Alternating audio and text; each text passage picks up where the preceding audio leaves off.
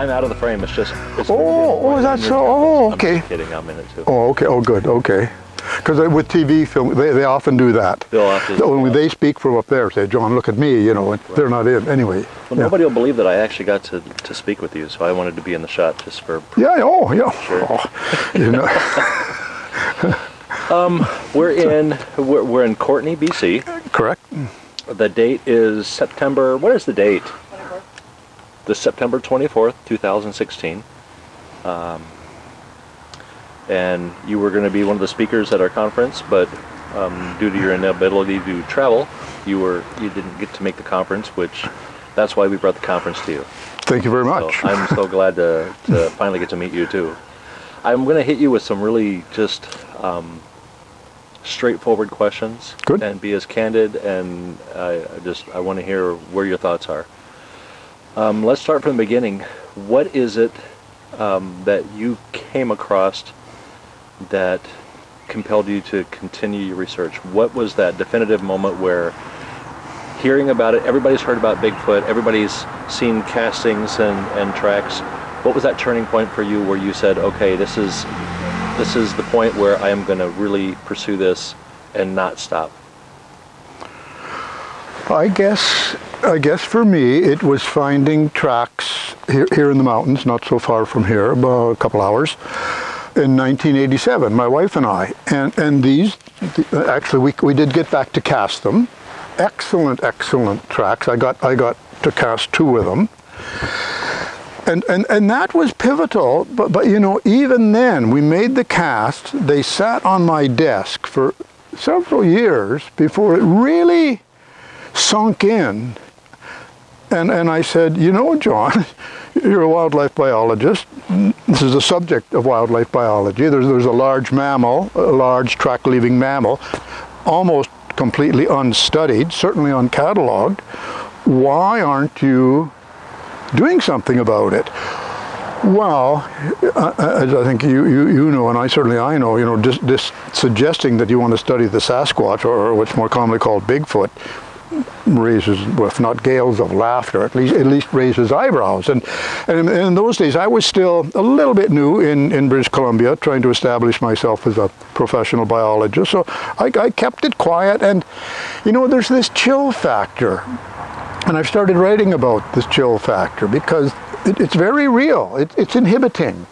It's when you feel there's something that needs addressing, but you hold back. Right. And I did. Do you remember the year? 1987. Wow. Okay. Yeah, that's going back a few years. Yeah. Mm-hmm. I was just out of high school. I see. Well, I was well along. Anyway. So, have you ever had, okay, aside from prints that you've seen and the castings that you've poured, have you ever actually visibly seen anything that gives you... I had a bit of a sighting once, but I tend not to talk about it because it wasn't a good one. Okay. But I've heard other people describe their observations, and I've seen the distress that they feel, and I've encountered the difficulties in prying reports out of people. They're in this dilemma, and this is one thing that really keeps me going. They've observed a Sasquatch. They want to talk about it. They want to learn about it. They want to hear about it. They'll ask 1 or 2 people. There'll be a joke. You were on the way home from the pub, right? Something like that. Right. And then they clam up, and they suffer. They go for counseling. Some of these people, and you know, with due respect, they tend not to get very good counseling because the counselor says, "So you think you've seen a Bigfoot?" And you know, I don't think, you know, I actually did. You know, and excuse me, can I just Please elaborate on if I can find there's an eyewitness drawing I use, and I may have to go back for it in another. I don't do this enough anymore. Anyway. There's that eyewitness. Sorry, not. John Bindernagel wrote this book. It's the field guide drawing, and it's just so important. Here we are, bears. So in the old days, you go out and you see a mammal. Right. You come home, you look up field guide to the mammals. Sure. Okay, we've seen a Sasquatch. It's not there. The closest thing is an upright bear. Right.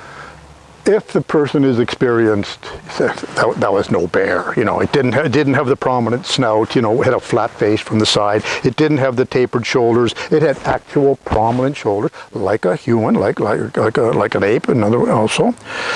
But this image is not yet in our field guides or on our mammal list for states and provinces, countries, or the continent. So this is a real dilemma. And part of the dilemma here, you know, and part of the chill is that, John, who do you think you are proposing that this thing exists when your peers and colleagues and senior colleagues haven't yet seen fit to include it in mammal field guides? Right. So it's a big deal. Well, it's a big deal within zoology, right. I think.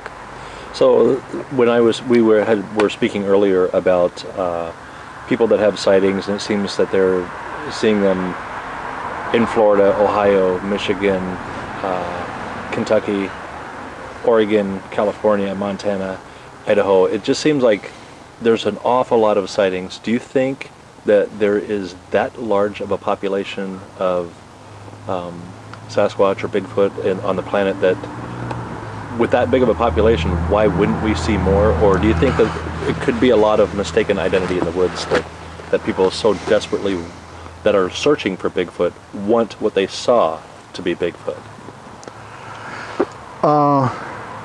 Yeah, see, I'm not familiar with this thing that people well, I know that in some of the investigating community, people really want things to be a Sasquatch, and I know that there are some problems there.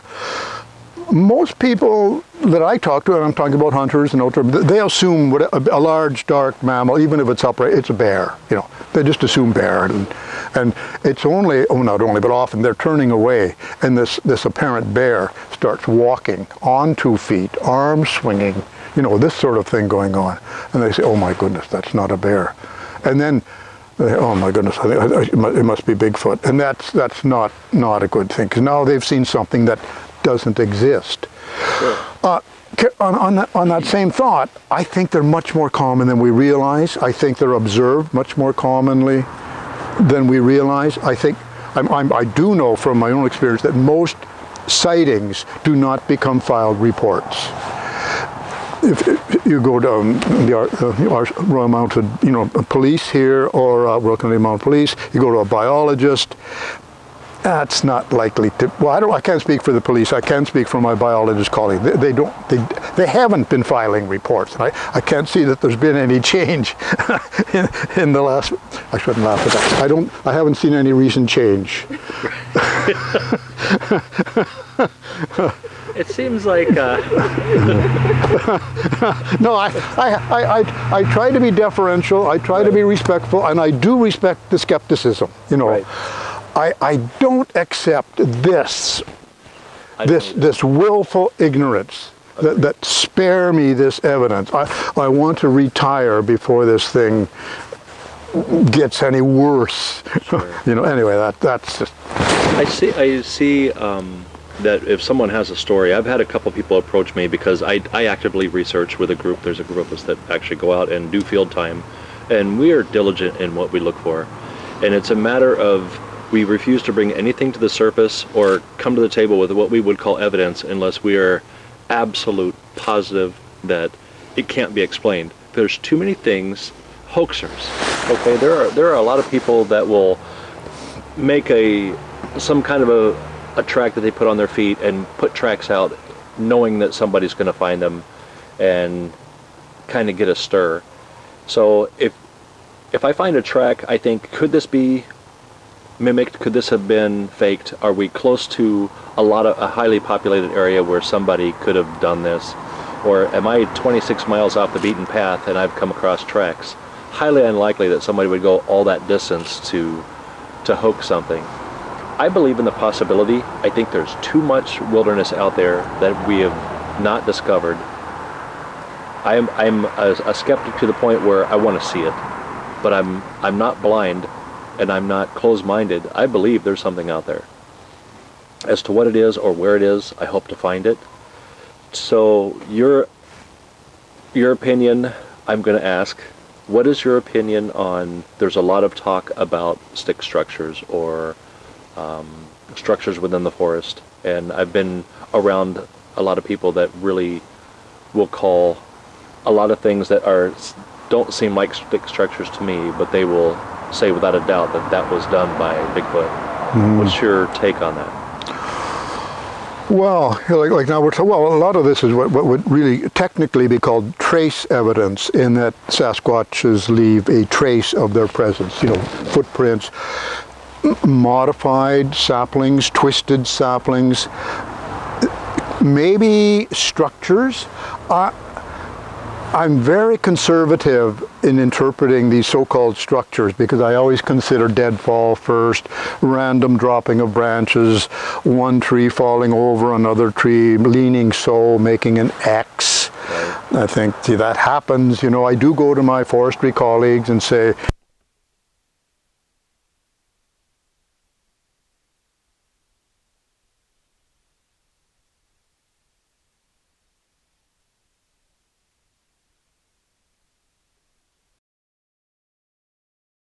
gee, there's so many levels of evidence, you know. I mean, see, I use, oh, excuse me, I'm just going to grab something, if I may. It's something so something I really like, and that's eyewitness drawings. Right. You know, we have eyewitness descriptions, and, you know, they're pretty consistent and within a range. I mean, you know, some are described as adult male, some as adult female, some as sort of gangly, slight build, probably sub-adults or young adults. And here, you know, it appears to be an adult male, broad-shouldered, you know, but they're pretty good. And so that's one form of evidence I really like to use as a guide. I'll put it like that. I happen to think that good track casts are really quite, well, for me they're quite compelling.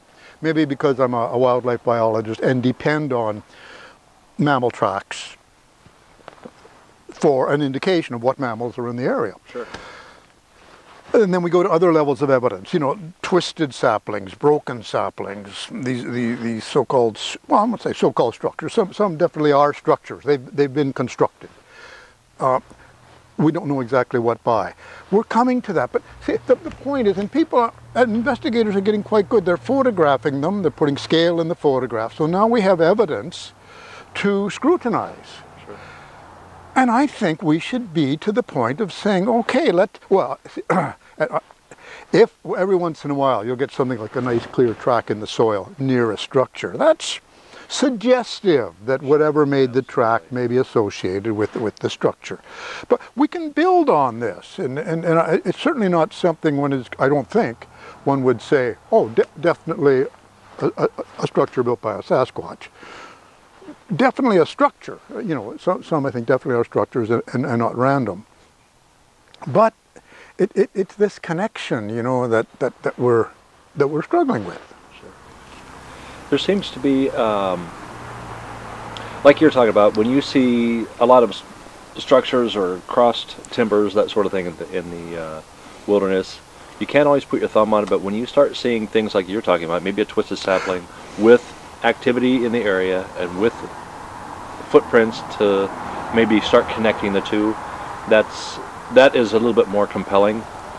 I think with and maybe you'll agree with this, but I think with where we're going with technology, with night vision, with heat seeking, with game cameras, I think we're getting so much closer to finding or getting more evidence or being able to connect a lot more things together as to what's making the tracks, what's making maybe the twisted saplings, what's making the noise at night. I think it feels like we're so close to being on the brink of, with technology, of being able to find a lot better definitive proof. Even the drones now, we're into the drone era, which is pretty impressive.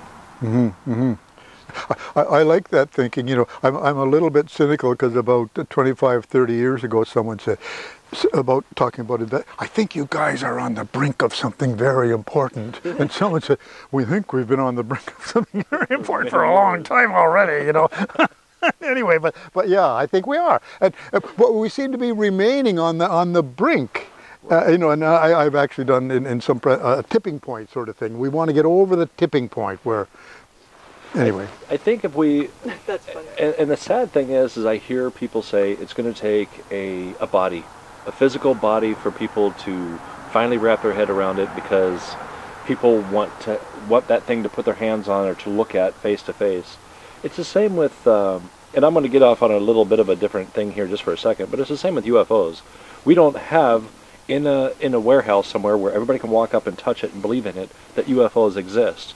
But if we think that we're the only in the vast universe of time and space that goes beyond our wildest imaginations, if we think we're the only intelligence out there in the universe, I think that's kind of a little bit naive to think that way.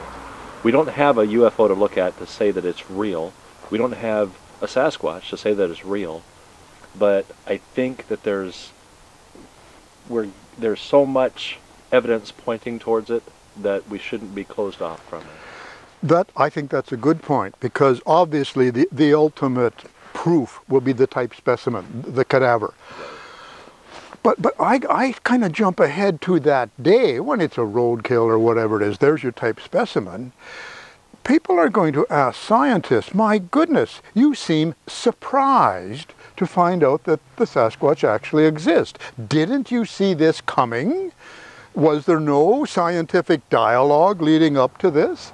Right. And, and there's some of us saying, we are trying to create some dialogue. We are trying to give our colleagues a heads up, saying there's a lot of really strong indications that there is this existing large mammal, not yet catalogued. Right. And this is what's ironical. And I have to be careful here because I sometimes get onto a bit of a rant, but people like Jeff Melder and myself, at a certain level of science, at the PhD level, we are trying to help our colleagues. We're trying to save their bacon. We want them to look good. We want science to look good. Sure. They're saying, we've had this suspicion, we've had this evidence, and we've kind of worked, except that we haven't been working on it. They haven't suspected it, They've closed their eyes to it, and we're saying, don't do that, Anyway, that's... Isn't science supposed to be open-minded? Well, I've been able to find quotes from, I can't say that scientists aren't, I feel I shouldn't say that scientists are not open-minded, but I have found other scientists say that the expectation is that we are open-minded, but something, and I have it in my book, the record shows that this has not always been the case. So just very nicely put by one scientist to a very senior scientist who said, our record is for open-mindedness is not that great. Okay. That's becoming my experience. But see, I'm such a naive guy still, because I'm a great fan of the astronomer Carl Sagan, who became quite a philosopher of science towards the end of his career. And he said, science welcomes diversity. It wants all this challenging. And I bounced that off another side. He said, oh, John, those are ideals. We don't really believe that. Well, he didn't say we don't, he implied, we don't really believe. I said, oh, okay. Gee, well, how come I still do or did anyway, But Sagan said another thing. He said, and he liked skepticism. We must be skeptical. But he said, if you're too skeptical, you're going to miss things and you're going to hold back the unfolding of discoveries. Nice point. Okay, so perfect. When you're talking about skepticism and keeping it to a certain level and still being open-minded, I think you pinpointed who I am, because I'm a bit skeptical, not closed-minded, and I'm skeptical at the point where I'm not going to stop looking. I'm not going to stop searching, and what I want to do is, like everyone else out there that researches, I want to be the guy to bring the real evidence to the table. So for a guy like me, I've been a Montana woodsman my whole life. Been in the military. I've seen country that is just insanely beautiful and wild and dense and gorgeous. But with all of that, for somebody who's coming into stepping into the Bigfoot field with both feet, where would I start? Just for if people are interested in following in Dr. John Bindernagel's footprints and carrying the torch where you said, hey, this is what you have to do to be successful. This is where you look. This is how you look. This is what you're looking for. Can you kind of give some advice to the newcomers that are coming up that don't know what the heck they're doing yet? Maybe even me. Yeah, I don't know, because this is my concern. I feel I've absolutely failed, you know. I mean, yeah, I cranked out 2 books and I can't get them reviewed, and I just, you know, I'm not a good example. You know, there's a good thing in philosophy of science that, you know, as you sort of establish or follow or propose a new paradigm, and you attract others to that paradigm, you show what it's like to belong to that community of adhering to the new paradigm. Well, I'm not sure that this is such a great community to boost up. You know, I mean, here we are, you know, mainly a very diverse group, you know, and I think, gee, you know, but you know, there is some affirmation of what we're doing, and I do get that, especially when I come down to the U.S. Right. And I'm a very strong Canadian, but we are so conservative, you know. Like, when somebody go there and someone says thank you for coming here and thank you for what you're doing, I just soak that up, because it's got to last me all year, because I get nothing back. so there is that. But I'm trying. Oh yeah, what to do? Well, you know, I've done so many things wrong. I used to get these. I used to get a little publicity is a good thing if it's positive. Sure. Then people will phone. I hear you're interested in this. Do you want to hear what I saw? And I make my notes. But because it didn't seem to be real science, it was on the back of an envelope, and these things drifted off. And I thought, that's okay, John. You're going to get. Fish and Wildlife Branch is going to ask you pretty soon. Now, I'm talking 20 years, 30 years ago. They're going to want to give you a grant to write up your notes so they can have, you know, the advantage of all this information you've got. No, not then, not since, not now, no prospect. And so I haven't done as good a job as I should have with my files, because it wasn't considered like real science, like hard science. So I would, you know, most people are better than I am anyway, but I would advise them, you know, make good notes, follow up reports. But here again, you see, following up reports, you know, you need a certain kind of informed background to assess, like you're talking about, a structure, you know, a forestry background, to know what's natural. You know, with my wildlife background, I say, you know, okay, I mean, you know, I know most of the acknowledged wildlife tracks, you know, and then you find something that's completely different. No misidentification of bear tracks, you know, yeah. So, yeah, I'm not quite sure. I think you touched on something that actually I hadn't really thought of wording it that way, but you're talking when somebody would call you and you would take down notes and it would end up on the back of an envelope and then dismissed in the pile of whatever you have on your desk, and then it just gets sorted and lost in the shuffle. One of the things that they teach us in the military is documentation and evidence handling and making sure that things are, I mean, it has its spot, you know, your notes, document, you know, make sure that you have, and maybe that's where I need to be stronger too, because I will hear stories and locations and ideas, and I mentally take these notes and I maybe jot down, okay, so somebody had a sighting in this town in Idaho, and it's a pretty cool story, and then I hear the next story, and by the time I really circle back to it, I've pretty much forgot the details of that last story. So documentation, evidence handling, being able to box it up, put it in its own compartment, and come back to it where you can pick back up right where you left off. That would be a key component in what I'm not doing. So I will take that advice. Well, no, it's nice hearing that from you, because you're better off than I am. You've got that. I never had that training, and I should have known as a scientist. I should have known it, and I'm finally getting better, but not good enough. And you know, I guess I come back to the chill thing. It's like, who cares? You know, I've been working away on all this, and who am I doing this for? Well, I have enough. I'm conviction now to know that this is in fact an unfolding discovery, which will ultimately be acknowledged. So people will care. But I have to get that kind of support and conviction almost internal, well, except for the affirmation I've mentioned, but it's not coming from my scientific colleagues. And that's always kind of a niggling concern that, am I really off track here, you know? Oh, well, not off track, but I mean, Am I deluding myself? Oh, I'm glad you said that. I'm glad you said that because I'm going to ask. John Bindernagel, are you delusional? Are you? Because you mentioned that on your Well, it comes up. thing where people, and that's why I think people are afraid to step forward and say, I saw something, I looked it in the eyes, it turned its head, turned its shoulders, and walked away as a bipedal creature in the woods, and I swear to you it was Bigfoot, but I don't want anybody to know that I saw that. So people want to keep that close to their vest because there's a stigma that comes with that, where people think, you saw Bigfoot, huh? And was it walking with Elvis on a dinosaur headed for the UFO that's going to take it to the next planet?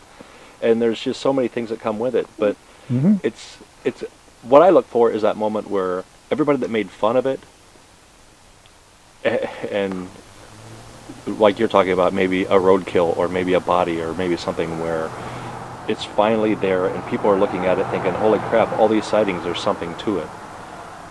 Then they're going to have to shut up about it and accept it and you know, digest that. But I hate the thought of having to have a body to make people believe in it. Yeah, well, you know, our colleague Grover Krantz, who's gone now, who's really the first scientist at the PhD level to take this on, he advocated collecting one. And, you know, my background in zoology as a biologist was that for a museum specimen, you did collect. I mean, we actually collected specimens, you know, and like it or not. It's changed, but then photographic evidence has not been as well accepted, so that has lingered to some extent. But when Grover suggested collecting a Sasquatch, even people who said they don't exist got upset at the very idea. I mean, not quite realizing if it doesn't exist, there is no problem, is there? You know what I mean? There's a problem in logic here. But it's not there. That's right. But he was strongly criticized. But his point was, you collect one, and then you've established the existence of the species. All the rest almost automatically receive protection. That was unacceptable. Then at that point, all the grants would come flying off the shelves, and the research would go crazy at that point. And then books would get reviewed. Yeah, books would get reviewed, and the forest would be full of researchers that weren't afraid to come out of and identify themselves as researchers. Well, yeah, I mean, I see this coming, that, you know, there will, that once there's this tipping point, you know, yeah, there will be grants, mammalogists will want to become involved.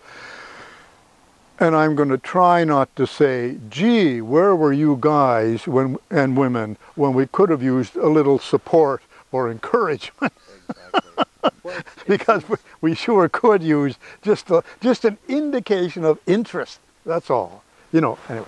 It's the guys the cutting edge guys that are willing to step out there and risk it. It's the same guy that'll go out on a table in Vegas and put the money on the table. There's a risk that comes with either finding nothing or getting nothing, or there's a risk that comes with something really magnificent. So yeah, see, my point is that I see no risk anymore. I mean, that must sound really arrogant. No, I But, you know, I've just been living with this stuff too long, hearing too many reports, speaking with too many eyewitnesses. Yeah, anyway. These stories, though, go back to long before we came to the U.S. Well, certainly settlers and pioneers, and before that, Aboriginal people. And we haven't properly understood myth. That's a whole other subject. Once knowledge is embedded in myth and legend, it tends to be treated in a different way, you know, for good reason. Aside from imagination, you think it would have stemmed from something that was witnessed or was people engaged with.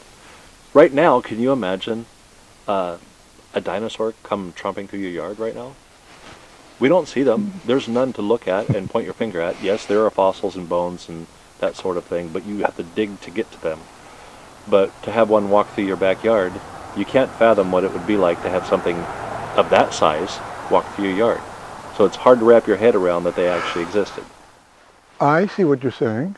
So what about? Yeah. Well, for me, it's quite different because, I mean, we've had all these indications, and I keep saying, you know, I am not asking my scientific colleague to accept I am asking them to consider the possibility, and to that end be willing to scrutinize the long available evidence in many cases, as we've been discussing, and I would say quite widely available evidence. All right, here's the question that's gonna. I might have to stop at the end of this one, because either you're gonna punch me in the face or you're gonna laugh at me. I'm not sure. Give me your take on the 1967 Patterson-Gimlin film. What do you see in that film? Oh, well, like, I know Bob Gimlin real well, and I've seen the film many times, you know, we talk about it, you know, and you see, I accept the film. Thank you. but and I mentioned it in the first book, but when I did the second book, I was going to talk about it, and quite early on, it wasn't really an editor, but someone commenting said, "Oh, John, if you mention that film, that will poison your book. That is so widely accepted as a hoax. If you indicate any suggestion that you accept that film, just forget about the rest of the book." So with apologies to Bob Gimlin, I didn't say much about the film at all, except to note what an anthropologist had written. And he had written that the Patterson-Gimlin film is the centerpiece of Bigfoot evidence. Okay, and I said, I agree that it has been treated as the centerpiece of Bigfoot evidence. And I think that's unfortunate, because there's this tendency that if we can debunk to our satisfaction that piece of evidence, we have debunked Bigfoot. And I think that to some extent that process has happened for some people. And I've been out socially, and someone mentioned the film. And they say, "Oh, yeah, that's a proven hoax, right?" And I'm about to open my mouth, and then I get a look from my wife, Joan. Let it go. Just let it go. You know? Don't go there. You know, and that's happened. Well, once or twice now. No, I don't defend it. I feel badly. It's defensible. Some people are studying it diligently. Bill Munns and Jeff Meldrum doing very good work. I actually watched Bill Munn's presentation, and I'd been looking at that film, and I'm thinking, okay, I'm not an expert in costumes, I'm not an expert in Bigfoot, I'm not an expert in film, but every time I looked at that film, there was something about the film that had me thinking, you know what, from all the way back in 1967, that is the single most best piece of evidence recording that we have to date. You have some things that look like a black blob in the forest, and people are saying, this is my evidence. It still doesn't hold a candle to something walking along the river bottom at Willow Creek. Mm. You have what is it? Heat seeking. The thermal imaging. Thermal images. Yeah. Yep. And even that still doesn't hold a candle to something back in 1967. So when Bill Munn said to make a costume that would flex and turn with the body and reconfigure itself as you turn and you turn back would be impossible in that day, in that era.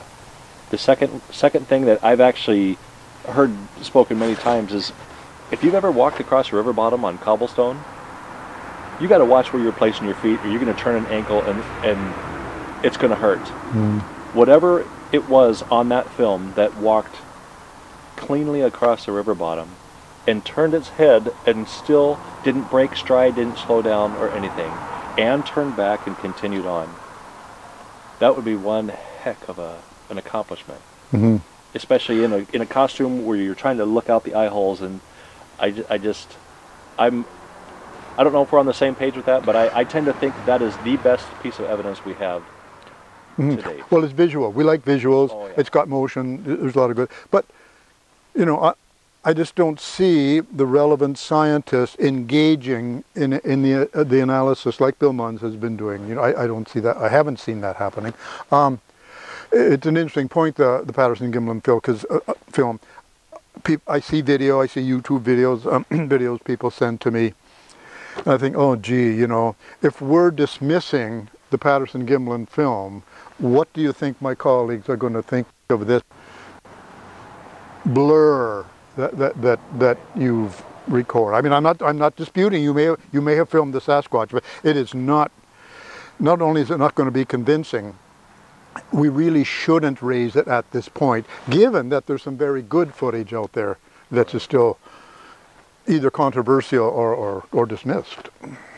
So that's kind of my take. So, yeah. I appreciate the candid. Yeah, I mean, blunt. you know, and also I've got in trouble defending other people's evidence. You know, I'm very aware of how our evidence was collected. I've been studying how this evidence up island here was collected, and working with the fellow on that. And you have more confidence in evidence when you, well, the backstory is just so important. Anyway. So my takeaway from this is you've put in a lot of research, a lot of time, a lot of effort, and a lot of dissecting of evidence, and I love what you've done. I love what you bring to the table. I certainly wish we could have had you at the conference, and maybe next year. That would be wonderful. that would be wonderful. Yeah, it would. If it's on the table, and you know what, I'll tell you this. I will have an hour available for you next year to come and take the stage at the International Bigfoot Conference 2017. If you're available next year, I would love to have you. Thank you. Well, 40 minutes, no longer than 40 minutes, but then questions. No, thank you. No, no, just joking. I'm kind of a stickler from having been to so many professional conferences. Right. I'm always, John, keep it down, you know. Right. Anyway. We'll have a couple of, and what I did this year was I would let the speakers speak, and then they would leave the stage. And then we'd have a panel of all the speakers. That way, number one, they could come to your table and talk to you in person, if you like. Yeah. And kind of get their pinpointed questions. But then when all the speakers are on the stage, if somebody came up to the microphone and would say, this is for Dr. Jeff Meldrum, this is for Derek Randalls, and ask a question, and then everybody could hear that response. We kept it clean and quiet like that, too. Yeah. Close. Yeah. That way you wouldn't get stuck on stage and hung out to dry for over an hour. Yeah, I like questions, just because questions, you know you're addressing something that's bothering someone. Absolutely. I'll get going on something and it turns out no one's troubled by it at all, only I'm troubled by it, so that's no good. Well, sir. Hey, thank you very much, Russell. Thank you very much. That's wonderful. I appreciate it. Oh, I appreciate the conversation. And we'll see you again, and I'd love to see you on stage next year. We'll work on that. Something for me to... You heard it. You heard it.